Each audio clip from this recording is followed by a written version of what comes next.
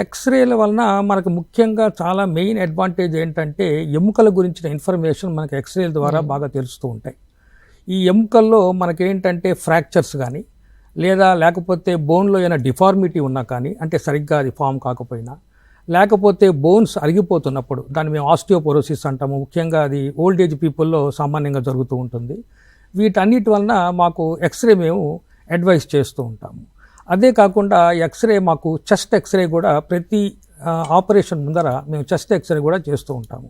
ఈ chest x ray వలన మాకు ఏంటంటే మెయిన్గా మాకు నెమోనియా ఉందా లేదా పేషెంట్కి అనే ఒక నిర్ధారణ చేసుకోవడానికి మాకు చాలా ఉపయోగపడుతుంటుంది.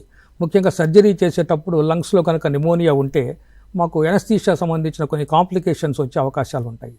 సో ఈ ఎక్స్రేలు అదే కాకుండా కేయూబీ కిడ్నీ యురేటర్ బ్లాడర్ ఒక ఎక్స్రే కూడా మేము సర్వసాధారణంగా తీస్తూ ఉంటాము. ఈ కిడ్నీ యురేటర్ బ్లాడర్ ఎక్స్రే వలన మాకేంటంటే కిడ్నీలో స్టోన్స్ని మేము తెలుసుకోవడానికి కూడా మాకు చాలా ఉపయోగపడుతూ ఉంటుంది.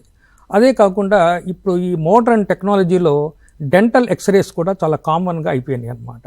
అంటే పళ్ళకి సంబంధించిన ఎక్స్రే. ఇప్పుడు ఈ పళ్ళకి సంబంధించిన మొత్తం పెనరోమిక్ వ్యూ అని తీస్తాము.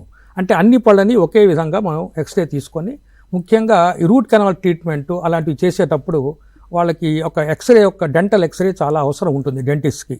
సో వీటికి కూడా ఎక్స్రేలు బాగా దోహదపడుతూ ఉంటాయి. సో ఈ ఎక్స్రేలో ఏంటంటే ఒక రేడియేషన్ మేము వాడుతూ ఉంటాం అన్నమాట.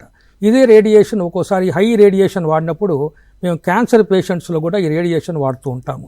క్యాన్సర్ కణాలని బర్న్ చేయడానికి మేము దీన్ని బాగా ఉపయోగించుకుంటూ ఉంటాము. కానీ ప్రెగ్నెంట్ లేడీస్లో జనరల్గా మేము ఎక్స్రేని అవాయిడ్ చేస్తూ ఉంటాము.